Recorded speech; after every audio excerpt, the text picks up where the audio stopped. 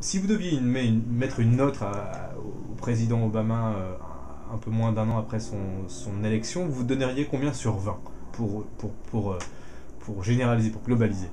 Je lui mettrais une très bonne note provisoire, parce qu'en fait c'est comme si on était au premier trimestre d'une année scolaire, c'est-à-dire c'est vraiment trop tôt pour évaluer les résultats. Il a lancé beaucoup de pistes, et donc je sais pas, je lui mettrais peut-être 15 ou 16, en particulier parce qu'il y a eu très peu de fausses notes. Il y en a eu quelques-unes qui ont pu le distraire, sans doute quelques erreurs de stratégie, mais en gros tous les chantiers qu'il a lancés, et dont assez peu ont réussi pour le moment, ont été lancés à mon avis plutôt avec un certain brio politique. J'ajouterais qu'il faut aussi prendre en compte les conditions dans lesquelles il est arrivé au pouvoir, et l'ampleur des crises auxquelles il doit faire face. Généralement, on dit que la seule comparaison historique en termes de difficulté, c'est Roosevelt, avec la grande crise des années 30, ou Truman éventuellement, qui doit succéder justement à Roosevelt en pleine Seconde Guerre mondiale. Je crois que ces analogies sont les bonnes. Il y avait, souvenons-nous, en janvier, une crise financière, deux guerres en cours, une crise assez aiguë avec l'Iran, et plus généralement un besoin de réforme très grand aux États-Unis.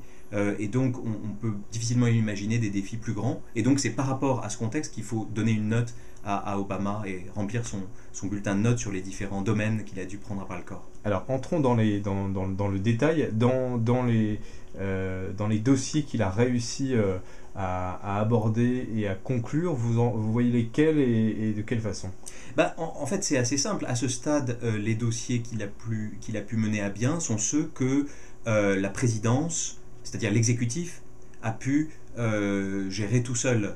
Les dossiers pour lesquels il n'y avait pas besoin de l'aval du Congrès, de l'accord du Congrès, ou alors sur lequel l'accord du Congrès était déjà acquis, a été acquis entre l'élection d'Obama le 4 novembre et sa prise de fonction en janvier. Je pense notamment à la résolution de la crise financière, et donc les mesures de soutien à l'économie. Ça, c'est incontestablement une très grande réussite, parce que, alors évidemment, c'est toujours très difficile à évaluer parce qu'on ne sait pas ce qui se serait passé en l'absence des mesures de stimulation de l'économie. Mais il est très probable que celles-ci ont tout de même beaucoup fait pour atténuer l'ampleur de la crise, et le fait qu'on soit déjà orienté vers la sortie de crise, même si on en est très loin, est certainement un bon dossier. Et puis donc quelques autres dossiers que Obama a pu gérer tout seul. Je pense simplement à, par exemple, l'image de l'Amérique dans le monde. Ça, c'est quelque chose qu'il pouvait faire tout seul, je dirais, sans avoir nécessairement besoin soit de partenaires étrangers, soit surtout du Congrès à l'intérieur. Je pense aux décisions qui ont été prises sur la guerre antiterroriste, ou alors un domaine intérieur, l'environnement. L'Agence de protection de l'environnement a déjà décidé, disons, de resserrer les boulons et d'être beaucoup plus strict que ce que Bush avait fait, que ce que l'administration Bush avait fait les 8 années qui précèdent, en termes de protection de la nature, en termes de standards de pollution, en termes de relèvement des taux minimums de consommation pour les voitures. Ou un dernier exemple, au département de la justice, au ministère de la justice en quelque sorte, une insistance beaucoup plus grande sur la protection des minorités, et ça, il s'agissait simplement, disons, de gouverner par décret ou par l'intermédiaire de la machine bureaucratique, en donnant des instructions pour que, notamment en termes de droits civiques, de protection des minorités, des Noirs en particulier, il y ait des progrès. Donc tout ça, ce sont généralement des petites choses, à part la crise économique, mais tout ça, ce sont des petites mesures que l'administration Obama a déjà pu prendre toute seule. Mais évidemment, pour les grands dossiers, il faut l'aval du Congrès, et pour les dossiers internationaux, il faut évidemment que ça fonctionne et qu'il y ait un soutien par les partenaires de l'Amérique. Alors, parmi les dossiers en cours qui méritent une note provisoire, comme vous l'avez dit au départ, quels sont, d'après vous, les dossiers où c'est le plus difficile, où il risque d'y avoir peut-être des mauvaises surprises? Alors, je pense que le dossier de très loin le plus important, la priorité numéro 1, et sans doute numéro 2 et numéro 3, c'est la réforme du système de santé. C'est là-dessus qu'Obama joue sa présidence, sans doute à part égale avec le dossier Afghanistan-Pakistan pour ce qui est de la politique étrangère. C'est là-dessus qu'il sera jugé. C'est aussi là-dessus que les démocrates seront jugés dans un an, quand on aura les élections de mi-mandat en novembre 2010. Et c'est ce dernier élément qui me fait dire que probablement il parviendra à avoir une réforme. Alors, on ne sait pas encore si la réforme sera audacieuse ou si ce sera simplement, disons, une petite reconfiguration qui permettra aux démocrates de dire qu'ils ont fait la réforme. C'est là que se situe l'enjeu. Mais je pense que la réforme finira par passer en dépit des hésitations, disons, des centristes parmi les démocrates et en dépit de l'opposition de la quasi-totalité des républicains. Ça, c'est vraiment le dossier le plus important, celui qui définira le premier mandat d'Obama. Ensuite, le deuxième, probablement, c'est le réchauffement climatique.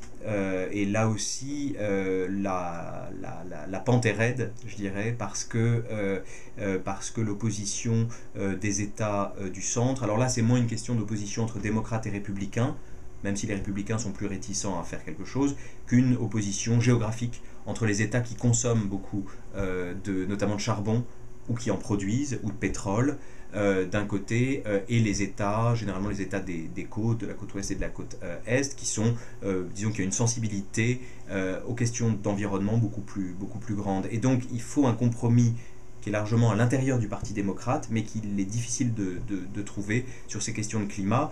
Et à mon avis, Obama n'aura pas de vote avant la mi-décembre, c'est-à-dire avant la réunion de Copenhague et le grand rendez-vous de l'après-Kyoto sur le plan international. Et donc ce sera pour lui un obstacle, disons un frein à son leadership international, ce sera cette question du climat. Quel est pour l'instant son principal échec ou la principale déception de son début de mandat ?